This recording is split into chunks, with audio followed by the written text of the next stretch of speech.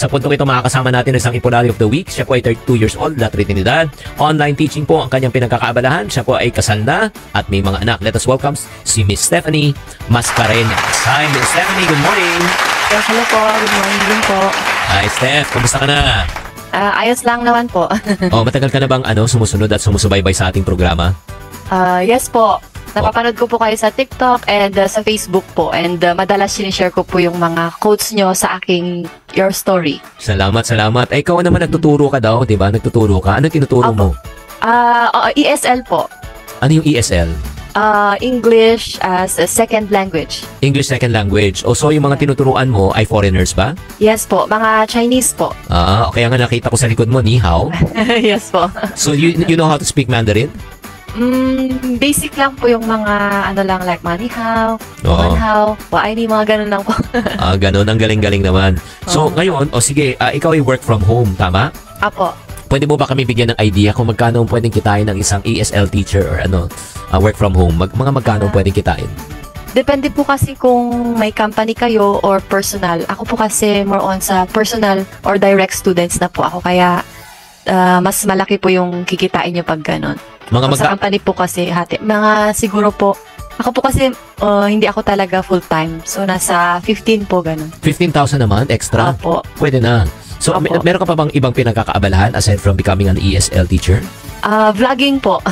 Wow, nagbablog ka rin. Opo. Mga campaigns, promotions, mga ganun po. Sige, kwento mo naman, ano ba yung buhay mo dati before you went into this? Bago ka pumasok dito, ano ba yung buhay mo? Empleyado ka ba? Pardon po? Empleyado ka ba before? Opo. Nag-work din po ako. Same job, pero sa company po. Pero nung nagpamilya po, kaya nag-work from home na lang po ako para matutukan din yung mga anak ko. Bakit mo talagang naisipan na mag-work from home na lang dahil nga sa demands na ba ng anak? Opo. Kasi gusto ko rin po talagang mabantayan sila. And yun nga po, mas may opportunity sa work from home. Kasi nga po, pwede kayong maging freelancer. Ilan taon na yung mga anak mo? 4 years old po and yung isa is 18 months. So kakapanganak lang pala. Opo, bata pa po sila, kaya talagang need ko rin pong bantayan pa. So ikaw naman, nakakapag-ipon ka ba dati? Nakakapag-ipon ka dati? Yes po, since bata po ako talagang may alkansya na ako. Ugali ko na po talagang nag-iipon, ganun. Wow, sino nagturo sa'yo? Wala naman po. Parang on willingness ko lang po kasi nga gusto ko na mabili ko yung gusto ko na hindi po humihingi sa tita ko. Bakit tita? Ba't tita? Kasi po, lumaki po ako sa tita ko. Opo, hindi po ako sa parents ko, kaya yun. Parang syempre, nahihiya kang humingi ng pambili mo ng ganito, ganyan. Kaya parang, naano ko na mag-ipon ako. Para hindi ako mahihiya, ganun. Pasensya na kung tatanungin ko to. Bakit ka lumaki sa tita mo, hindi sa mga magulang mo? Kasi po yung mother ko is, gusto niya sa Bicol tumira with her husband, stepfather ko po. So ayun, pinili ko na lang na maiwan sa tita ko dito para nga po makapag-aral ako dito sa Baguio po. Sa Baguio? Di ba, syempre, pag nakikitira tayo, di ba? Pag nakikitira, medyo mahirap din. Opo, mahirap po talaga. Marami rin po akong sacrifices tsaka mga pinagdaan ng hirap, pero yun, kinaya naman po. Ano yung mga hindi mo makalimutan mga pangyayari? Siyempre, again, hindi naman sa siyempre, ikaw nag-a-adjust sa pamilya. Again, I'm sure maganda ang turing sa'yo ng tita mo. Pero ikaw mismo yung parang may alinlangan ka di ba? Ano yung mga na-experience mo dati? Yung, siyempre po parang hindi ka pa rin naman na totoong anak, mga ganong bagay po. Tapos yun nga po, parang mahihiya kang magsabi ng mga gusto mo, mga ganong bagay po. Lalo na sa ito lang yung kapagkainan, ang hirap din minsan kumuha ng ulam pag may mga nakatingin. Di ba? Pero kaya naman po, na-survive naman po yung mga ganong period of time. Would you say na talagang malaki rin ang utang loob mo sa tita mo? Opo naman, kasi kahit papaano kung wala naman po sila, hindi naman ako makakapagtapos sa aking pag-aaral kung hindi rin po dahil sa kanila. So sila rin nagtustos ng mga tuition fee and allowance mo? Ganun ba yun?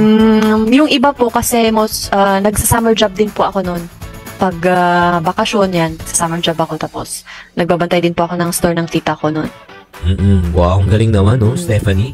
So, ano ba nakaka-proud, lalo na yung mga katulad mo? Ikaw ba yung solo ka lang ba ng anak ng magulang mo? Mag-isa ko lang po sa father ko, tapos yun, nag-asawa po yung mama ko ng iba yan. Marami po kami. 8 po kami, bale. Pero ikaw lang yung sa ama. Sa tatay ko po. Opo, tapos panganay po ako. Wow. So ito naman, babalik naman tayo sa ipon journey mo. Ano yung nag-inspire sa'yo parang magsimula ka maging iponaryo? Ano nag-inspire sa'yo? Yun nga po, more on sa pag may gusto po talaga ako. Gusto kong ako, galing sa akin mismo yung ipambibili ko noon. Tapos ayoko po kasi yung nangungutang na. Ayoko yung may iniisip akong ganito, babayaran. So, bago ko po bilihin yung bagay na yun, iipunin ko po muna talaga. Parang aantay ako na makaipon bago bilihin yun. Sino nagturo sa'yo noon? Wala po, parang, parang sa sarili ko lang talaga. Talaga? Kasi syempre yung mother ko po, hindi naman po ako naturuan ng mga ganong bagay-bagay. Basta nag-ipon lang po talaga ako, hindi ko din alam. Wow, grabe naman. So anong style mo na pag-iipon? Anong style? Dati po kasi barya-barya lang talaga iniipon ko kasi unti lang naman po yung baon na binibigay sa akin. So yung mga tira po, talagang inaalkansya ko. Tapos yun po, nung nagka-work na ako, yan, tinatabi ko sa bangko. Yung mga, hindi na po talaga ako palagastos. And ngayon naman pong nagkapamilya ako, trinay ko yung, nag-challenge ako na kada may ending in one ako na bill, inaalkansya ko po siya. Anong ginagawa mo ulit pag may bill? Opo, bill ending in one. Paano yun? Paano yan? Kunwari po may mga papel po sa wallet ko, papel na bill sa wallet ko, tapos may mga nakita ako ending in one, itatabi ko na po yan agad, tapos ipapasok ko po siya sa alkansya ko na parang box. So may serial number kasi. Opo, opo. Tapos tinitignan mo lahat ng mga papel na ano. Kunwari, opo. Wow, galing kunwari po, galing ako sa town, na grocery, tapos check ko na yung mga sukli ko, mga ganun, tapos tatabi ko na po, tapos 50 pesos din po. Invisible 50 at saka invisible 1. Oho. Wow! 50 bills, tapos yun po mga barya din. Kailan mo inumpisahan yan? Kailan ba yun? Nung after pandemic. After pandemic? After pandemic lang po. Kasi dati coins lang. Tapos parang, basta nagtatabi lang ako ng pera. Tapos parang sabi ko, why not make a goal, make a challenge? Parang ganun. Para mas, ganun. Galing. Ang tanong, magkano na kaya ang naipon yung sa Invisible 50 at Invisible 1? Pero bago sagutin ni Stephanie yan, babalikan natin ang kwentuhan ng ating Iponary of the Week, ha? Mga friendship, huwag kang aalis, ha? Kaya nga, alamin na natin kung magkano. Mamaya makikimarites po tayo. Mga friendship, ano na next natin? We're gonna pause for a short break sa ating pagbabalik, ha? Makakasama pa rin natin si Marites. Ang ikang Marites tuloy. Ang ating Iponaryo, si Stephanie. At syempre, ang Philippine Standard Time po right now, 9:38 na umaga at magbabalik pa ang Chink Positive.